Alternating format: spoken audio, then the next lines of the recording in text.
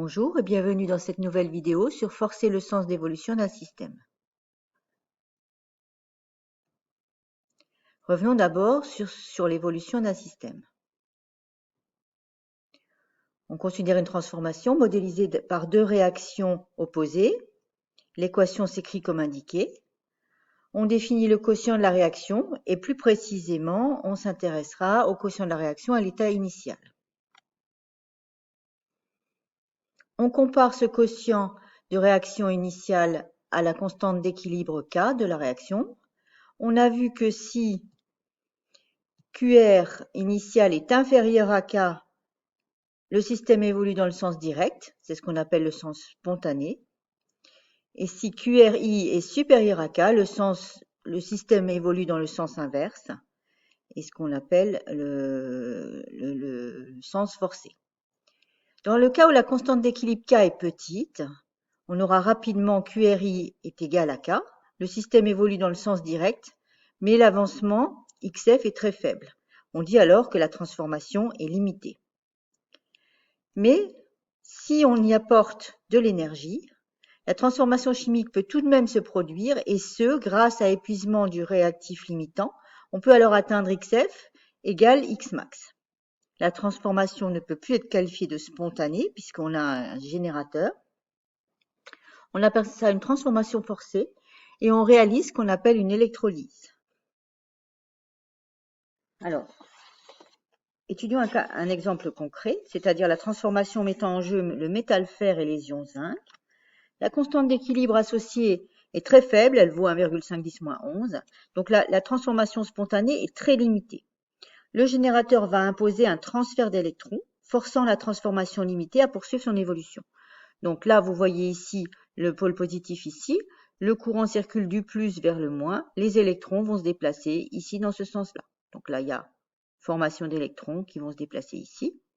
Alors, volontairement, on les montre que jusque-là, parce que ici, le reste des déplacements du courant, le courant va ici fonctionner par déplacement des ions de ce côté-là. Donc ici les électrons et ici les ions. Donc regardons ce que ça donne. Alors, on peut quand même préciser ici qu'on a ici une électrode de cuivre dans une solution de sulfate de cuivre et une électrode de zinc dans une solution de sulfate de zinc. Alors, on voit ce qui se passe ici. Les électrons quittent l'électrode de cuivre pour aller rejoindre l'électrode de zinc. On va regarder de plus près ce qui se passe à l'électrode de cuivre. Donc, on voit ici que les atomes de cuivre cèdent leurs électrons. Et donc, l'électrode va devenir de plus en plus petite. Du côté zinc, les ions zinc vont capter des électrons, vont créer donc des atomes de zinc, et donc l'électrode de zinc va devenir de plus en plus grosse. Au niveau du pont salin, on l'a vu, on le sait, il permet de fermer le circuit et d'équilibrer, de maintenir l'électroneutralité. Alors, à l'électrode négative, d'abord, regardons ce qui se passe. On a la réaction Zn2+, plus 2 électrons égale Zn. Ça, c'est une réaction de type réduction. Et donc, si on a une réduction, on a affaire à une cathode. Donc, la borne négative, dans ce cas-là, c'est la cathode.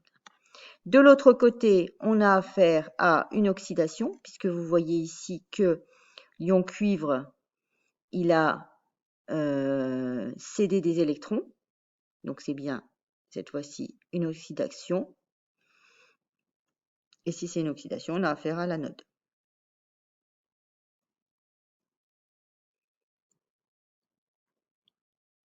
La transformation s'est effectuée de manière significative, on l'a vu, grâce au générateur. Et sans ce déplacement forcé d'électrons, cette réaction ne pourra avoir lieu avec un avancement conséquent. Donc on remarque quand même ici que la réaction va se faire dans le sens, non pas dans le sens spontané, mais dans le sens inverse. Donc passons maintenant à l'étude quantitative d'une électrolyse. L'électrolyse dure pendant un temps T, où le générateur électrique fonctionne, par exemple, ou jusqu'à disparition du réactif limitant. Si on effectue un bilan électrique, la quantité d'électricité échangée dépend de l'intensité I et de la durée delta T de l'électrolyse. Donc, on pourra écrire que Q égale I delta T. Alors Q, c'est la quantité d'électricité, c'est en coulombs.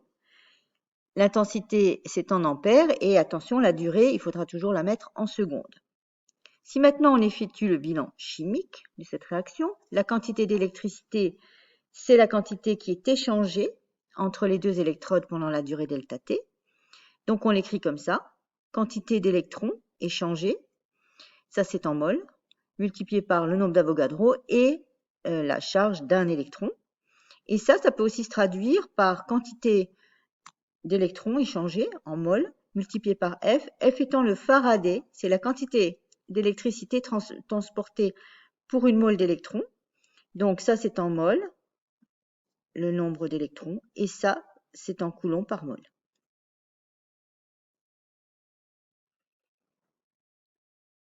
Intéressons-nous maintenant au stockage et à la conversion d'énergie chimique. Donc on sait qu'un convertisseur, c'est ce qui assure la conversion entre une forme d'énergie et une autre, et que le stockage permet de créer une réserve d'énergie facilement utilisable.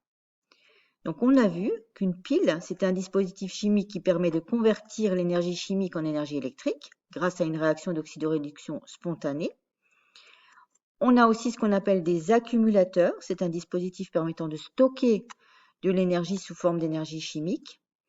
Alors on appelle ça aussi des piles rechargeables. On a aussi ce qu'on appelle des batteries. Les batteries, c'est un ensemble d'accumulateurs. Ces dispositifs sont de plus en plus indispensables dans notre vie quotidienne. Ils sont présents dans les ordinateurs, les smartphones, dans les voitures aussi. Donc justement, pour les voitures, voyons le cas d'un accumulateur au plomb présent dans les voitures à moteur thermique. C'est un ensemble qui va créer la batterie. Elle est constituée de 2 électrodes plongées dans une solution conductrice qu'on appelle électrolyte, composée d'un tiers d'acide sulfurique et 2 tiers d'eau.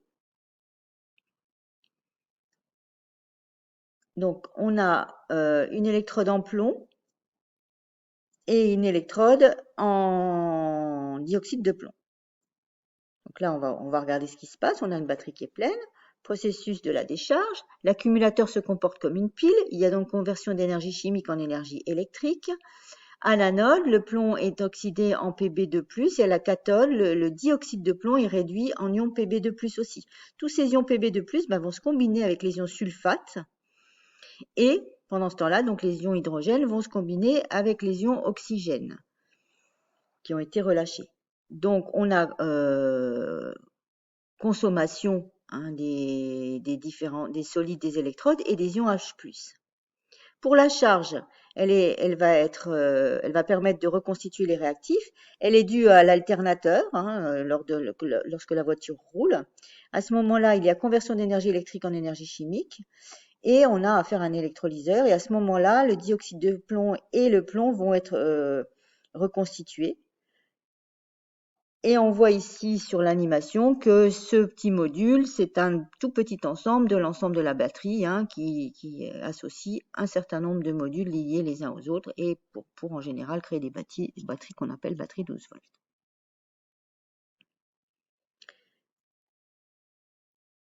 Dans la nature, on peut aussi mettre en évidence la conversion et le stockage de l'énergie par des organismes chlorophylliens.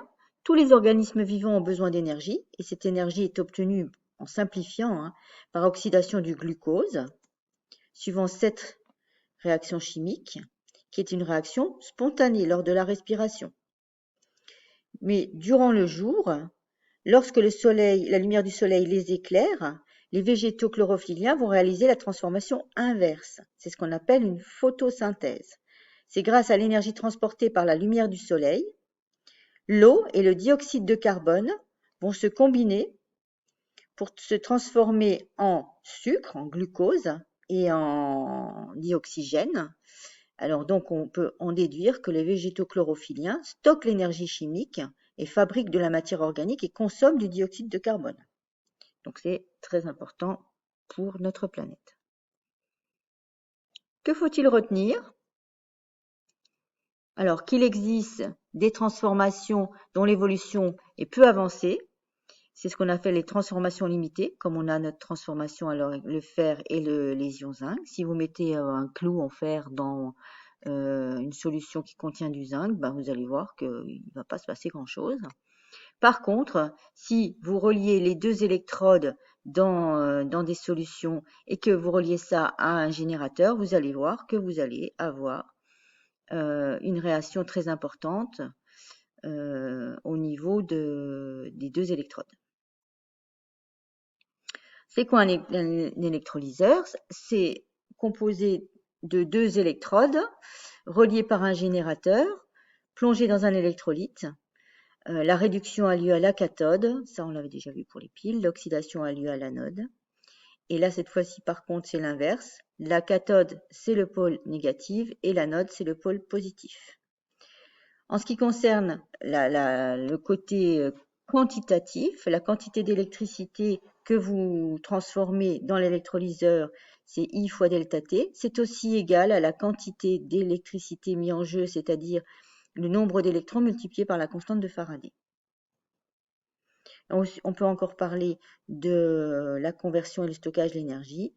Vous pouvez convertir l'énergie chimique en énergie électrique par une pile et vous pouvez stocker l'énergie dans un électrolyseur, c'est-à-dire transformer l'énergie électrique en énergie chimique. Merci de votre attention et à bientôt.